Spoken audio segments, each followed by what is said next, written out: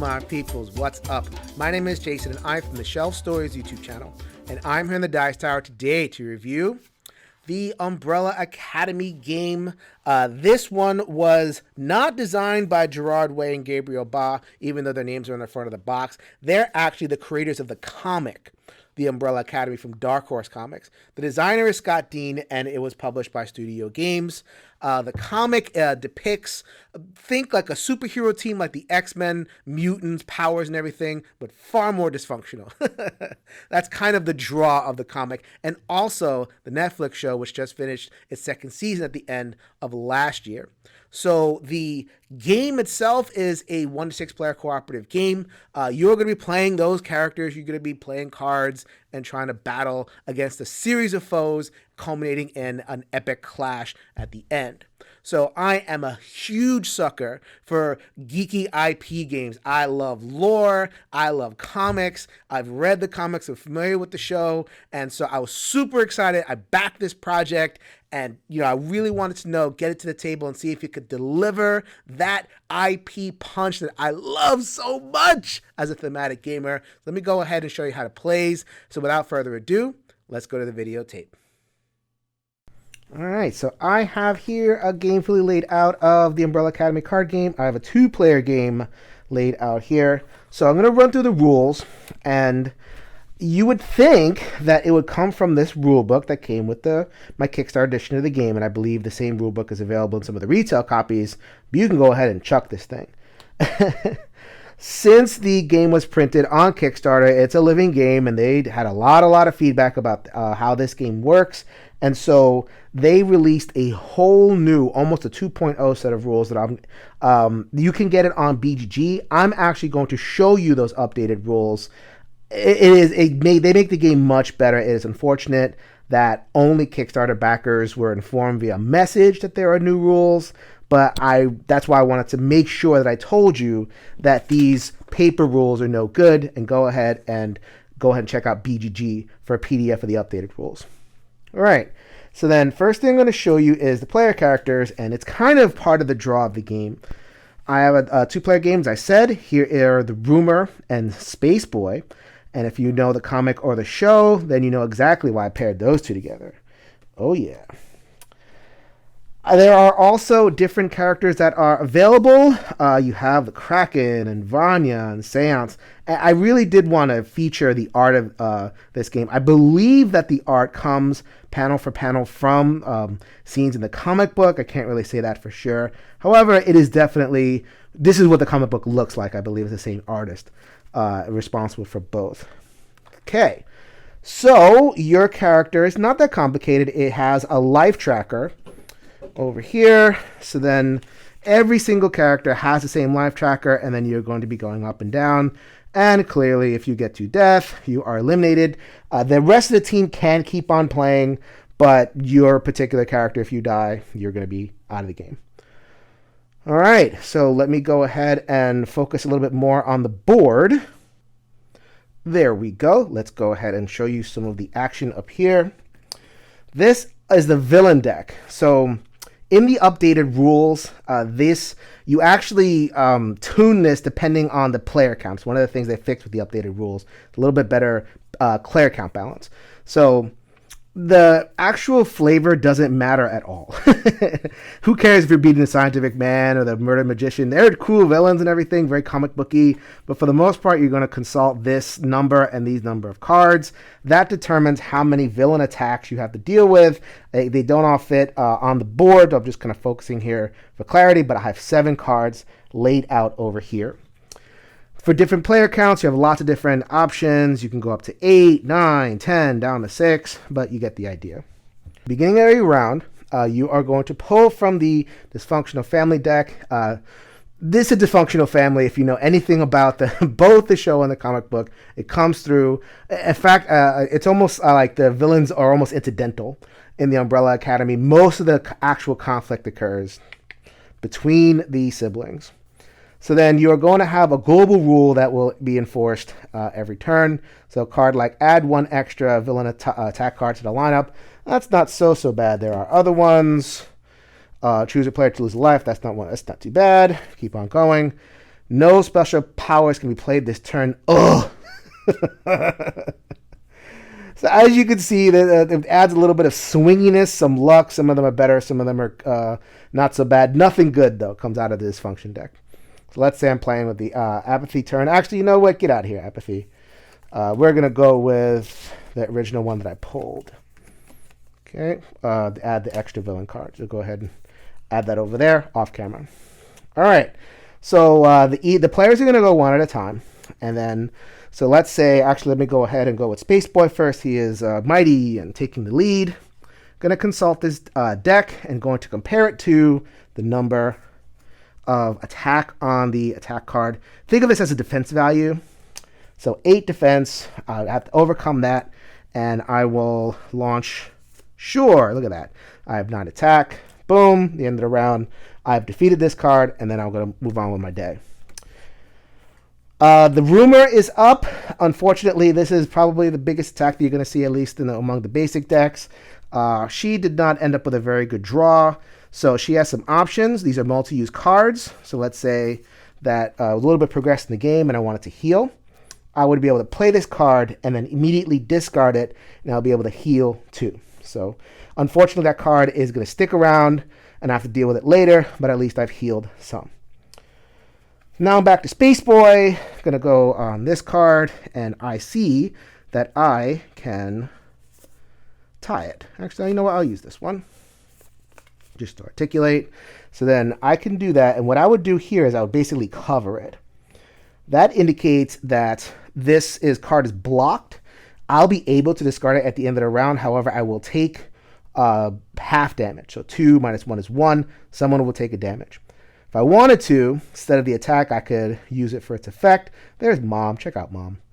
Kind of gnarly, but what are you going to do? Mom restores a hero to full life. There you go. But I'm going to use it to block. So here's another thing that I can do in the middle of my turn. The rulebook says that this happens at the end of the turn, but in the updated rules, it happens in the middle of the turn.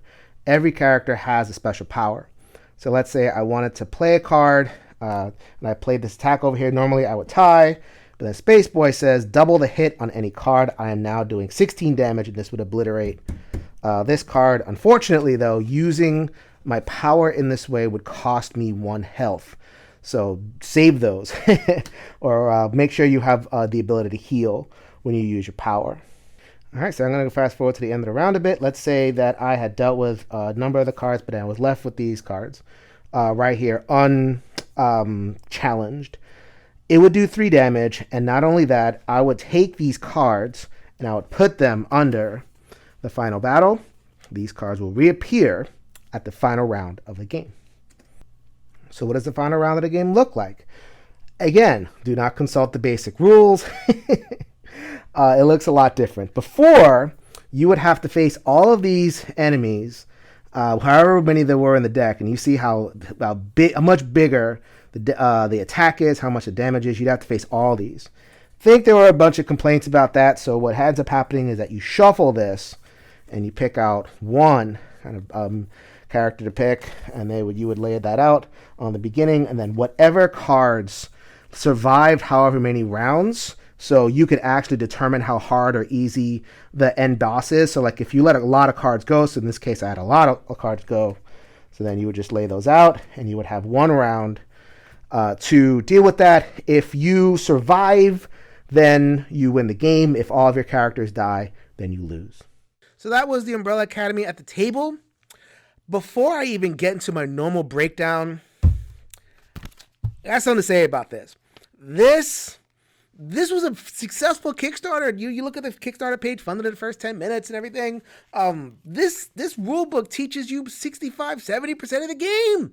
That's like teaching nothing. It's worse than teaching nothing because you're learning stuff that's wrong, and you have to, you're basically engaging in another iteration of the game, especially at a lower player count. I think that's kind of what happened, where the ideal experience of the game is at a high player count. You have all the characters in front of you. Maybe you're either a bunch of people at the table, you're playing multiple characters, which is, if you're playing multiple hands, why are you doing that? And if the game says 1 to 6, I hope that it's functional that way. This is a non-functional game out of this rule book at a low player count. It's just completely broken, unplayable almost. So then they did improve the rules, and much of the rules were focused on player count. But the fact that the only way to learn of the rules fixes is if you were back on the Kickstarter, that's not a great thing, because not everybody looks at the comments of the Kickstarter. They just want to get their game. And if you're getting the game at retail, that's not a great thing too.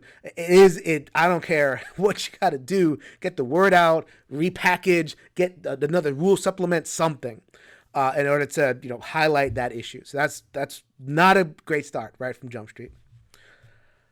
The way I normally break down games, now I'm going to talk about the game itself, is to break it down in terms of its thematic headspace, the imaginative world this game puts you in, and in this particular case, there is a world established. The Umbrella Academy is an established world, whether it's a comic or and the different issues, like, you go through the comic and a lot of changes, a lot of, it's really, really kind of rocking good time, or the movie. Am I in the Umbrella Academy before I get to the strategy stuff? So when it comes to a card game, there's kind of two ways that you can do it. You can go the fixed deck route. You're looking at Dresden Files cooperative card games, set those in a multiverse. Disney Villainous, in terms of a low cost game, and I think this game wants to aim for that kind of target. It's not like a boutique game. This game wants to be like in a lot of people's way. So you're looking at a Disney Villainous. That's kind of like the sets the bar there for theme that jumps out of a box. And this game does not give you fixed deck at all. Just everything comes out of one big fat deck, and you get the powers. So I think that was a kind of a misstep right there. You could also go the route of a thematic big deck that either you construct, or it's just kind of thematic coming out of it, and then, cards come out of it, and you're kind of telling an overall story with that deck. I think the game that does that the most is Marvel Legendary. So I'm not a huge fan of Marvel Legendary, but I know that some people are really attracted to the fact that I constructed my deck, and even if I'm not playing an individual character like Wolverine or Deadpool or whoever, it's still a cool story. And the cards that come out are still resonant with the different characters that come out. So, if I get a Wolverine card, it does Wolverine things. If I get a Cyclops card, it's going to shoot the eye beams or whatever it is. I'm in an X-Men mood, by the way. Here, the only thing you get on the thematic end is the individual player powers. You get them once per turn. They don't change. Otherwise, it is just basically a math exercise. It is or an art delivery system. That's probably the best way to think of it. The art does a lot of work, and the art is fantastic. I love the style. Not everybody likes that style. I do. And any thematic value I get from the game just comes from the art, not from mechanisms. One power once per turn is not enough. You just get tired of it. And so I don't feel I'm immersed in this world at all. The mechanism is not the message in this case. Nothing. This game does nothing mechanically for me in terms of that. And I'm a thematic gamer, and this game is selling itself as the Umbrella Academy. So there's a high bar. It's not 20 years ago where you could just get away with slapping an IP on a game. You got to give me something mechanic-wise, and this guy just doesn't do that on the thematic end. So on a strategic end, this game is boring. I don't like saying that. I don't, I'm a happy guy. I don't want to say anything about the designer. I don't want to say anything about the people who may like this game. I'm just talking about the game. And from a strategic end, I felt this game was boring. What do I mean? I mean that what is the core action? The core kind of guts of the game, mechanically, no theme whatsoever, it's an interaction between what's going on in your hand, your attacks, and your life, right? So then, you're playing your card, and you take care of one enemy, and the next enemy is going to damage your life, and, it goes down, up and down, up and down. You're trying to maintain enough life so that you can get off fire attacks and do your thing. So, and that's basically it. Your life goes up and down, up and down, up and down. And okay, fine. Maybe there's a little bit of decision space there, but at the end of the day, I just feel like It doesn't make me feel clever. So many of the proper moves in this game feel so obvious. If I see I see the numbers, I see what's in my hand. There's open communication. People can talk about what they want. So I'm going to take about this. I'm going to do this. I'm going to do this. And it's just like, it's so mechanical. Like, if you have a 12 attack creature, no one has any, a card that has something like that. It's like, well, where's Vanya? Or where's the rumor, so that they can just take it out. It's like, that's not even a decision. And then, if I have a hand of cards and I can't do anything about it, it's like, all right, I'm going to heal. I'm going to, follow the power. And theoretically, those should be an interesting decision, but I just felt like so many of the decisions were just obvious, right? Low health, heal. High health, do something else. And by the way, the player balance, the class balance, oh no! Being able to take out a creature is so much better than number 5. Number 5 is one of my favorite characters in both the show and the book. He's hilarious and his power stinks. And maybe it's better in a high player count. His power just switches cards. And what's better, switching cards or taking out a villain entirely? Or Vanya's power, once every 2 rounds, she can just wipe out the board basically with her power. And it's thematic to the game, to Vanya. Vanya's a powerful character, or you find that out. It's right there sitting in the game. So I'll note that it's a spoiler for people who are watching the show or something. I'm cool with that, but like, the imbalance is just screaming at you. And when you have those powerful characters, the choices I just felt like they become very obvious. Nothing really rose up to like, oh, I'm burning, I'm figuring out. Maybe I'm puzzling through, but the puzzle just doesn't feel clever and satisfying. It really doesn't. And that's just the core action. Then you get to that dysfunction deck. Some of the cards are fine. You lose health. Plan around that. One character lose health, multiple characters lose health. Okay, add another creature, fine. Lose a power, lose access to your powers the entire round. The biggest problem is that you can't control what comes out at the last round.